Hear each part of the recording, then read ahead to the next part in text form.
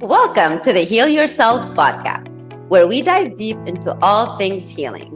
I'm Denise, a speech language pathologist and a self-love coach for adults and teens. And I'm Kira, a traditional naturopath and functional nutritionist, and we are here to guide you through the transformative process of healing your body, mind, and soul. From the latest in functional medicine to nurturing your relationship with yourself, healing trauma, and even transforming your money story, we're here to empower you with the knowledge and tools to create lasting change. So whether you're looking to heal physically, emotionally, or spiritually, join us as we explore the many paths to wholeness and wellness.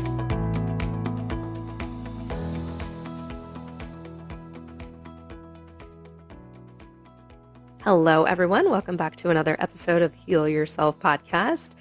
It is Kira today, and I am joined by special guest Charlotte Pridmore, who I'm really excited to chat with. I'm going to introduce her to you guys, and then I'm going to have her tell us a little bit more about herself. So Charlotte is a self-mastery coach and human design expert obsessed with the internal journey of the entrepreneurial woman with a vision. She works from three directions: mental, emotional, and the energetic, all of which create the action that we take, which produces the results we desire. You guys should know that. She has 1 foot on the ground, 1 foot in the universe approach, and essentially wants to help women make it happen, whatever it is for them. So Charlotte, welcome to the podcast. Tell us a little bit about yourself, besides the bio. You know, everyone's got the bio, but it's like, how did you get into this journey? Okay, the short version, because we really haven't got the short version. The short version is I'm 46, I'm married, I have 2 sons, 12 and nearly 18. I worked corporate all my early 20s. I moved to London when I was 19, lived there for 10 years, got the relationship, the house, the job, and then had my son, and then left his father 6 months after having him, moved back home, which is near Sherwood Forest in Nottinghamshire. Moved back in with my mum and dad at 30. I had to start life again. So I was in a very, very low place at that time. I just had a baby. I was massively overweight. And I just thought, God, this can't be it. Like, I cannot believe I'm here. And so from 30, the last 16 years have been a journey of evolution and growth and business. And I started my own business when I was about 2012, and that just introduced me to personal growth, and I just got obsessed with it. And I just thought, all the people that I was listening to and that was inspiring me and that I was growing from, I was just like, I want to be one of those. Like, how do I do that? Like, I want to do that. How do I do that? So it's just been an exploration from there, and done NLP and timeline therapy and rapid emotional release therapy and loads of different modalities. And my belief is, and human design now, and obviously, but my belief is that there is no one modality that fits all, suits all. And sometimes it has to be a very unique breadcrumb that you follow that feels good to you on your healing journey. That's what I believe. Yeah, I'm with you. And I sound like you. I'm like, I have this modality. I'm a hypnotherapist. I do some German new medicines. But yeah, you get obsessed and you get on your own healing journey and realize, gosh, this is taking me somewhere and this is taking me somewhere. And one of the things Denise and I have basically said on every episode is healing is a journey and it's ongoing. Like, there's not a final destination. And thank God. Right? Like, I don't want it to end. Yes. Like, I'm obsessed with aha moments. I adore reading something and going, oh my God, like I have them on a weekly, sometimes daily basis, and I hope that never ends, because that feeling of expansion and growth, I love that. Like, that's what makes me feel alive. So I think, keep it coming. I was talking to my son on the way home from school just now, and he was saying, like, when I'm old, I want to be on one of them as like a mobility scooter going past. And I was like, God, when you're 50, I'll be 95. And he was like, you had me too late. Why did you have me too late? I was like, don't worry. I fully plan on living to 100. And I hope on my dying day, I am still reading a book or listening to a podcast and having a growth moment. I hope that. And that's such a lovely way of looking at it, because I think so many get focused on that destination, which doesn't even exist. And I know physical healing is slightly different, right? No one enjoys being chronically ill or dealing with ongoing symptoms, but there are still lessons in there. There Mm. are still moments where you can go, aha, I learned something about myself. And I fully believe that every aspect of healing, there is growth. We have to Mm. look for the lessons, but we get so focused on, I'm miserable, I hate this, and that's it. Mm. Yeah. Really, something that just came to mind then was I lost a really good friend of mine about 7 years ago now to breast cancer. She was only 40. And my absolute connection to gratitude, that's the gift losing her gave me. Mm. And, there's a story that I won't tell because I can't tell it without crying. Um, but the highlight of it was that she was literally talking about how grateful she was for every breath. And we were just in a pub garden and she was talking and she was breathing in and out and just saying, this is what life is like.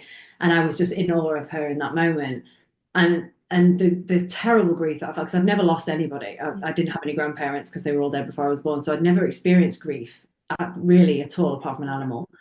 And it really, really affected me. But the thing that came out of it, and when people say, how can you take something out? And I was like, she taught me gratitude. Like I never take anything for granted. I really do hone in on the little things like the, feel of my son's cheek or just getting up and the sun being out. It never left me. So I think those, in our pain and our discomfort and our there is always something to find that we Mhm. can take from it. And gratitude is huge. I mean, I talk about it with my private clients, and, sometimes they look at me like I'm crazy because, we're talking about healing from IBS or endometriosis. And I'm like, but what are you grateful for? And they're like, what? But gratitude changes your energy, changes your And, vibration. and where energy goes, energy flows, right? And I think, Yes, and sometimes it can be really annoying for somebody to it say, just, can. It can. and I understand how annoying that can be. In fact, I've just said it to somebody today. I was like, I know it's easy for me to say, but like, try not to worry too much until you know what the result is. I'm sure some medical issue going on. But it's annoyingly true. It is. It's It is. annoying. And it's such an easy one to do, but people don't understand what gratitude is. So for a long time, I would hear gratitude, gratitude journaling. So, I'd get out my journal. I'm thankful for the day. I'm thankful for this. But it didn't mean anything. It was going through the motions. Mm. Gratitude is something that should really evoke emotion. If you don't feel something deeply for it, that's not gratitude. That's just you doing it. Yeah. It's a bit like when I talk about human design with people, I say you can't just know it. It's not something that you just hear, write down and go, oh, I'm this. You've got to understand what that means. Like, how does that feel in your body? And it's exactly the same thing. You're exactly right. I mean, I've got millions, in fact, right next to me here, gratitude journal. I've got loads of them, but you're right. I was like, oh yeah, I'm grateful for this, I'm grateful for that. And it's just Mhm. like, it's a waste of time if you don't feel it. So now I don't do that, actually. I don't do I don't gratitude either. journals anymore. I just go through my day and feel into what I can feel grateful for. Yeah. Let's turn this to human design a little bit because no one's spoken about it on the podcast. I feel like it was all the rage, and some people know what it is and some don't. And I'm the person that you were speaking of. I'm like, I'm a 2-4 generator. Do I know what that means? No. Okay. Haven't dug into it at all. So, Okay. for those that are like, what the hell is human design? What is human design in a nutshell? Okay. Human design is essentially the science of your aura, which sounds super woo-woo and a little bit nuts. And Love I it. would completely agree with you, Love it. right? I as I was saying, I was a reluctant person to human design. It piqued my interest because I quite like weird things. Um, and somebody said something to me, and I was like, "Oh, that's a bit like me." I'm not into horoscopes really. I'm not into astrology really, apart from the part of that that's human design isn't astrology, but there are astrological parts to Mhm. it. So I sort of very reluctantly got into it. So what it basically means is how you're designed to your energy is designed to show up in the world. So when you look at a chart of human design, on the right side, it has your personality side, and on the left side, it has your design side. Your personality side, when somebody does your reading, will be the part that you recognize. So you go, oh, yeah, that's me. So when somebody says what star sign you are on, you go, oh, yeah, I'm a Scorpio. That means I'm a bit red, I'm a bit fiery. I get it. It's a bit like that. Like you'll go, oh, yeah, that bit sounds a bit like me. But the design side, you won't recognize. And the reason that I didn't get into human design immediately and was just like, yes, I'm in, is A, that's not the type of person I am, but B, I didn't recognize myself. And it was just like, this is who you are. And I'm just like, no, it's not. Like, that's not me at all. But I kept getting pulled back to it. And then I did a course here and a course there. And I read some books and blah, blah, blah, as I do, because I'm a 4-1. And the one energy is very much thirst for knowledge, constant need for for things to learn and research. But so I just started playing with it. Like it really is an experiment. So when somebody says you're a generator, oh, so you're a generator, I'm a generator too. In fact, we're 46% of the population. A generator just means that you are designed to do life through what lights you up. Like if it doesn't light you up, it's not for you. And there's no gray area. It's either a hell yes or a hell no. And what happens is that our mind talks us into things that we think we should because it looks good on paper. So what human design is learning how to feel feel what's right for you in your body and take less notice of what your head's saying. Basically, that's it. And your chart tells you how your energy flows within your body, how you're designed to use it personally, professionally.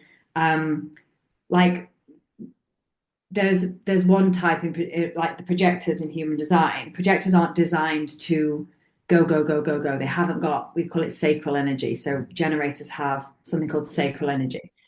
And in your centers in your human design. So if you're familiar with chakras, it looks a little bit like that, but there's 9 areas instead of the ones just up and down. So when you look at your centers, they're either full up, colored in, or they're not colored in. If they're colored in, it means you have consistent access to that. So as a generator, you have consistent access to sacral energy, which just means it's like a Duracell, it's like a battery pack. We have the energy. We're like the workers, the grinders, right?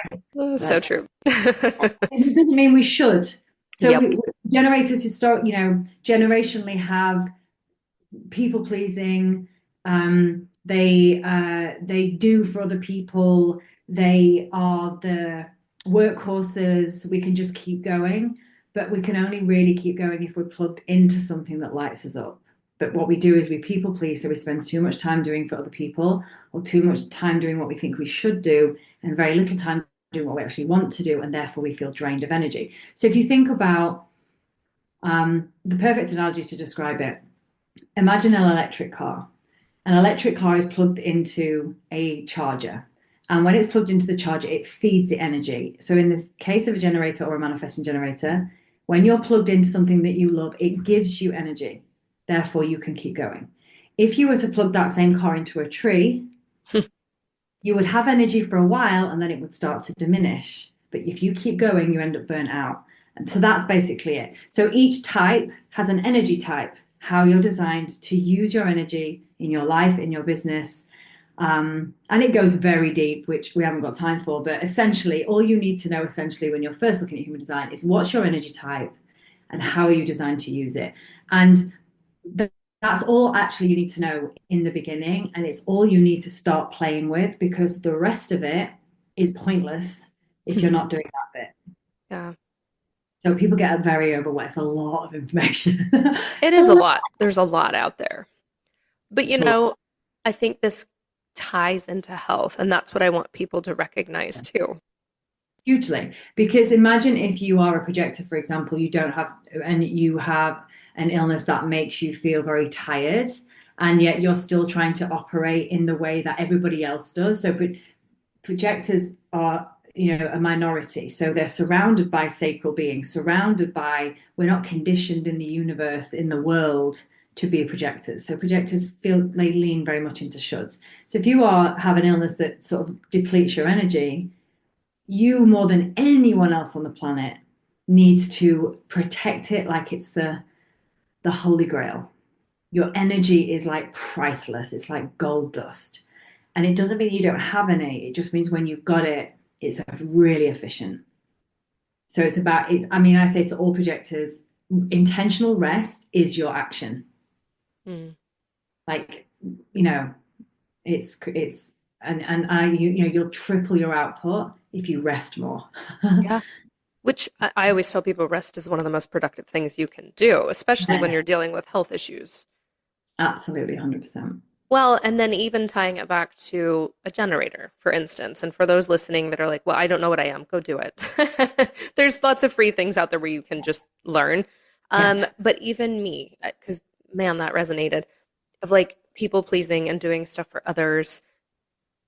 That's very, like, that's a recipe for creating health issues. If I'm Yeah. doing something for other people, I'm not doing things that light me up, that's a piece of health, and I don't think people recognize it. It's like, no, Yeah. what supplements can I take and what diet can I do and tell me what my labs mean. But I'm like, well, where's the daily joy?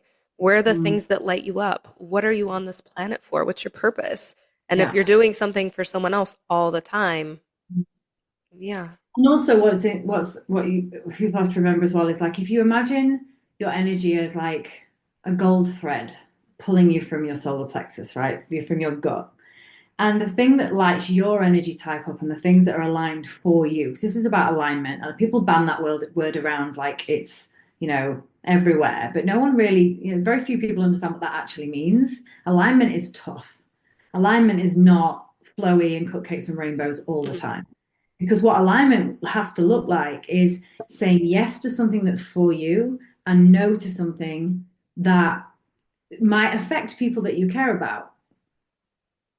Saying I don't want to go to the party.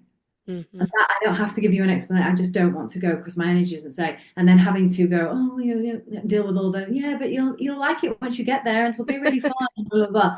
So alignment isn't easy because sometimes it can feel quite lonely because you're doing what's right for you and people aren't used to doing that around you. Mm-hmm. Everybody's used to trying to please everybody else because we're all trying to people please each other. If So everyone true. just pleased themselves, it would be a much better planet, right? But if you think about your energy as the flow and the breadcrumb of your alignment and success and whatever that means to you. So it's like following that breadcrumb and that coil, that gold thread into what's right for you will show. It's like the Yellow Brick Road in The Wizard of Oz. It's like following what feels good to you and trusting that because everything is on the other side of that. Mm-hmm. People are like, I want this, but I'm going in this direction instead of like dropping into the body and feeling what feels right for me. Is this a yes or is this a no? And if it's a yes, even if that seems bonkers, even if it looks like on paper this is perfect, but this feels better. Having the courage is the right word to pick that over the good on paper option is challenging because you've got everybody else going, yeah, but that's more sensible. That will, that makes more sense. It might do to you, Yeah. but it doesn't to me. How many And people go into the wrong career field because their parents told them? I mean, the thing is, this is everybody on the planet, including It me, is. because Yeah. we're conditioned. And so in human design, we look at empowerment and disempowerment. So you can have a defined center, for example, but you can be super disempowered in it. And that disempowerment comes down to the conditioning. So each element of your human design has an empowered version and a disempowered version, the light and the shadow, essentially. And when I looked, the thing that actually nailed human design for me was I recognized my shadow self like she was my twin sister. I read all the disempowerment and I was like, oh my God, that's me. Hello, me in my 20s. Like, hello, in my 30s. Like, I just started to recognize all this disempowerment. And I thought, well, if I recognize this, that must mean that the flip side is also available for me too. Mm. And that's what sort of really got me into it and why I ended up, being a reader and using it in my business because it's like a journey back to yourself. And by yourself, I mean the version of you that you were before all the shit got in the way. And that's healing. Yeah. That's um let's go here for a minute and see where it takes us. You mentioned dropping into yourself and feeling. And this is something I tell my clients too, and they hate it. They really Yeah. hate it. What does it mean? Well, and I'm like, well, what does your gut tell you? What does your intuition tell you? Like, I might give you some options, right? I don't just work with clients and say, well, what do you think we should do? But there are moments where I'll say, I feel a couple of options, but what feels right to you? And they're like, I don't know, because Mm. we've gotten so disconnected from our bodies. And I'm going to ask you, we didn't discuss this in advance, guys. This is totally off the cuff. But how do you teach someone to learn how to get back into their body? Because it's a skill. It is a skill, and it's a skill that I didn't have. And it's a skill that I have had to learn, and I still have to consciously Same. connect to that. And it's a bit, okay, the way I'll describe it is what I start with if I'm doing this with a client, is I'll pick up I'll give you two examples. I don't know if anyone, if you know, this is a podcast. I'm picking up two crystals, everyone, for those who can't see. And I'll go, look at this, which one, which one? Don't think, which one? And they'll go, that one. And then I'll just keep picking things up. I'll say, which one? Which one? And so that feeling of it's just that. I don't have to explain it. I don't know why. There doesn't have to be a reason. It's just that. And even if you think about what you want for dinner, or if you're getting a takeaway, which one? Don't think about it, just which one? This one.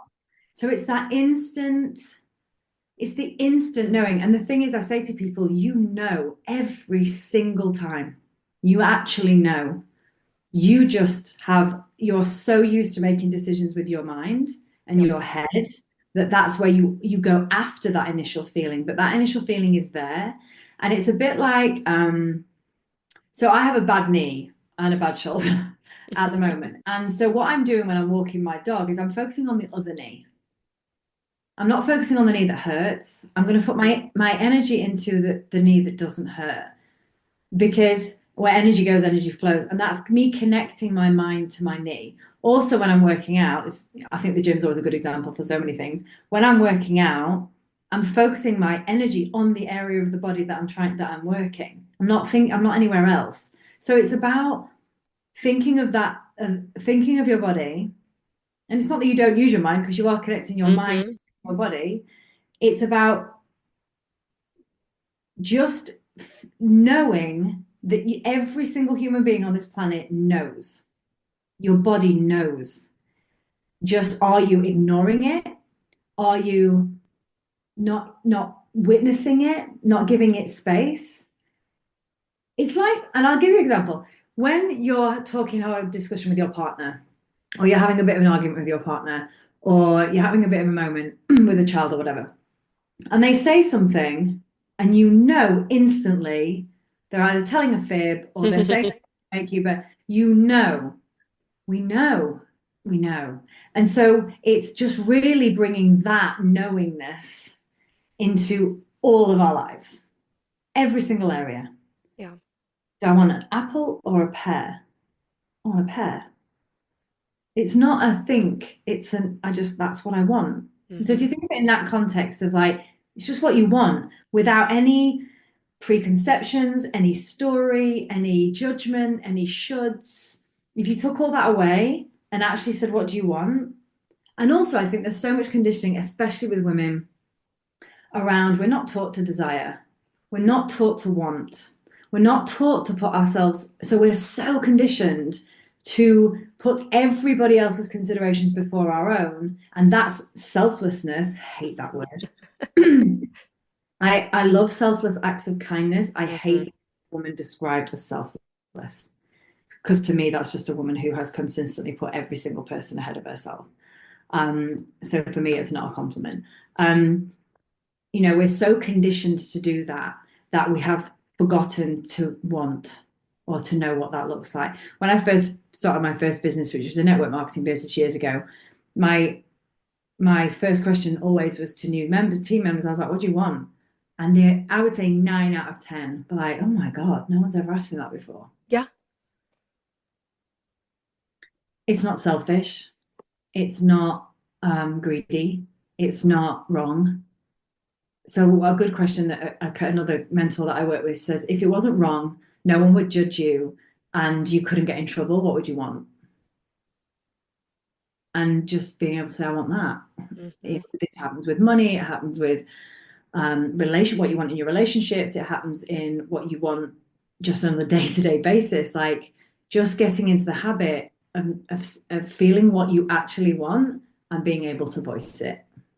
That is life-changing in itself. It is. And it's a practice. That's the thing. It's intuition, whatever we want to call it. Like you said, it's a knowing, but there's so many aspects of our lives where we could use that, instead of asking for outside help. Because that's the thing. It's always, well, what do I take for this? And what do I do for this? Yes, I want to guide you, but what do you feel in this Mm. moment? What are, Mm. you know? And people have stepped out of that, and I'll own it too, even from a business lens. I've had so many different business mentors because I stopped asking myself what I wanted. I stopped asking myself what felt right. Let me just rely on you. You tell me what to do. You can run my business. But they didn't know me and my desires. And Mm. it's the same in every aspect, our health, I think relationships. Yeah. I think also from an energetic perspective, like in the past when I first started in on the online space, I was very attracted to masculine energy women because Yeah. I thought they had this thing that I didn't have. And it was just because I was quite disempowered in my masculine.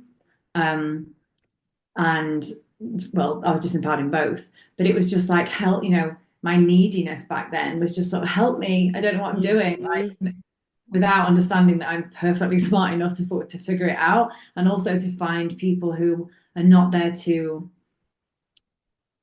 put themselves on a pedestal, but to work with me. Like that's why I'm very, with my clients, it's very client led. Yeah. I'm doing this with you. This is not me sat on an ivory tower Hmm. saying, oh, look how great I am. Like this is just like, I understand. I'm very good at reflecting. I'm very good at connecting dots. You can't see the label when you're inside the bottle. Yeah. And so that's the same for me. I have to have people to be able to see me in the way that you can't see yourself. So I think everybody needs a coach, everybody needs a mentor. Um, but this concept of I I don't know, you do. It's just sometimes a really scary thing to say you do, because what if you're wrong? But Yeah. you're never wrong if you listen to yourself. It might look wrong and it might feel wrong for a bit, but ultimately it's guiding you to the end result that you're actually after. Yeah. And then that goes back to the where your energy go or where your attention goes, your energy flows. Yeah. It's the same, like even speaking about the business mentors and again, anything else. If I'm solely focused on what's not going well, if I'm focused on, I can't run this business on my own, or like you said, if I'm only focused on the knee that's not working well, we're just going to continue to get that. Yeah. And And I think as well that like we're so conditioned nowadays more than ever for instant gratification. I mean, I literally at the beginning of this year totally cancelled the thing I'd been promoting for the past 4 months because I got there and I thought, I don't want to do this. mhm, I don't want to do it. And this is a long thing. And I just stopped as I'm not doing it. And I completely changed it. And when I did that, the clarity of what came through what actually I was supposed to be doing was overwhelming. Like, and I've got more done in this past. So it's like energy is, if you could see it, it needs to flow like water. Like water will find a way. Your energy will find a way if you allow it to. yeah, And when we don't, we go down a path like for me, canceling that thing and like this, so I was earning no money. And it was just like, right, what am I doing? I trust that energetic pull more than anything in the world. I trust it. But let me tell you, that was November last year, just happening now. I've had November, December, and most of January in that no woman's land between decision and faith. yeah, So it's not always going to happen straight away. You're not going to get instant gratification just because you've got into alignment. It's still going to, you still need some space for it to self-actualize and to mhm. manifest, if you want to use that word. But like you know. It's that trust piece that's so hard. And you're Yeah. right. We actually just talked about that on an episode, and I use the analogy of we want to Amazon Prime our health. We just want Oh my something in a day. I'm like, that doesn't work that way for anything. You're not gonna manifest the, partner of your dreams tomorrow. And yes, miracles happen, but for the most part, we need to get away from that. But what is a miracle? Like it's assuming that a miracle means instant. Yeah, that's It so doesn't. true. It doesn't. A miracle I believe a miracle is a shift in perception. Mhm. You get to have a quantum leap every day in your perception if you choose that and if you're open to that and if you're willing to receive it. Um, a miracle is just, I mean, I've gone from feeling like down on the floor to ecstatically high in a moment just from a shift in perception. I think that's what a miracle is. It doesn't have to be winning the lottery or getting up from the wheelchair and walking, because that's what we've been sold, that that's what a miracle is. But a miracle is a shift in perception, the ability to choose joy, the ability to choose alignment, the ability to choose something that is in alignment with you in a moment to moment basis, and the impact of that and the compound effect of that over time. There's your miracle.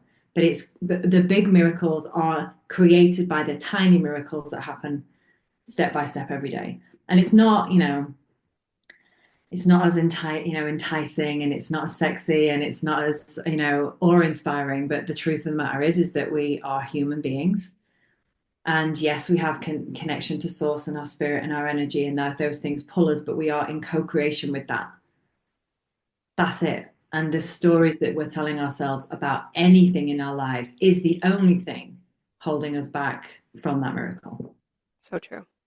We could do a whole episode on stories, and Oh, I could talk about that one all day. yes. So I'm curious, what does it look like to work with you?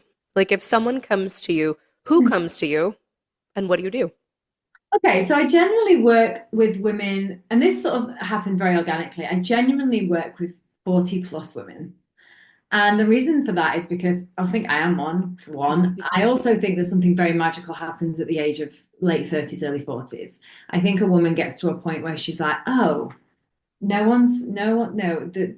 thing that I thought was going to happen isn't happening. Mm-hmm. Maybe that's because I'm not putting myself first. Maybe that's because I'm not taking the action that I need to take. And maybe the reason I'm not doing that is because of all the stories I've got from the last 4 decades. And so I tend to work with women who know that there is something more available to them. They know that they are capable of more, but they just also understand. They're at a point where they understand that their shit's in the way. And what I'm obsessed with is helping a woman find her tapestry that is the tapestry of her human being. And so we can own it, look at it, love it, and move. So it's my main program is called Make It Happen Mastery. It is a 8-week intensive. I only do 10 spaces at a time where we just go into you. We do human design, there's basically 8 phases. We go through all that, you get all that, and then we implement. So then you move into a group, and then there's weekly accountability. There is love. There is more human design stuff. There is, and everyone's working towards it, whatever it is. Mm-hmm. And for some people, that's a business. Some people, that's a book. Some people, it's health, wellness, balance, whatever. So I'm just obsessed with that. And I'm obsessed with small actions over time. I'm just obsessed with, my hashtag is like just today. Yeah. Just today, I'm going to take this little bit of action. Just today, I'm going to say I love you to me.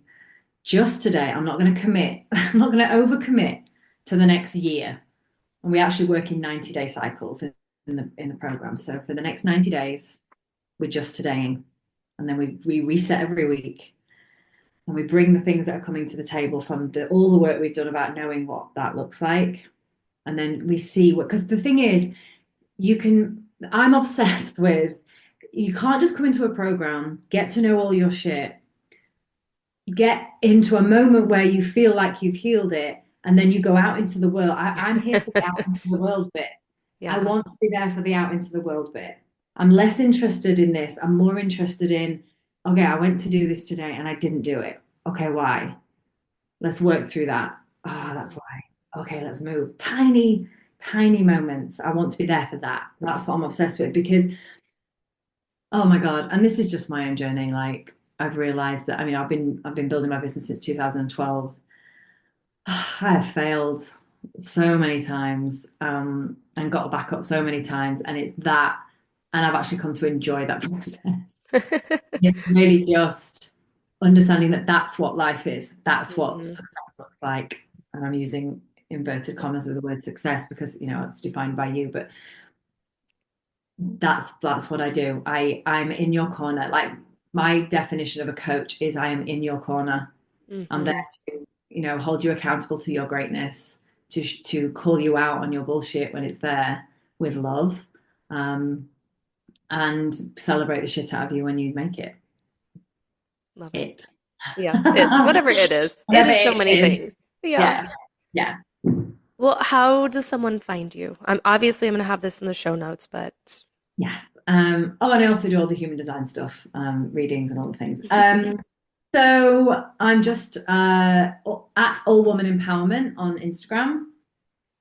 I'm Charlotte Pridmore on Facebook. Very simple. I'm not going to give you a website because it's currently being redone. So totally fine. it is charlottepridmore.com. So it's very simple. Just my name.com. Yeah, that's it. Beautiful. Very simple. Well, thank you so much for this conversation. You guys know everything will be in the show notes below. And as always, leave us feedback. Message us on Instagram. Let us know what you want us to talk about. All the things. Amazing. Thanks for having me. And thanks for Of listening. course. All right, everyone. We'll see you on the next episode.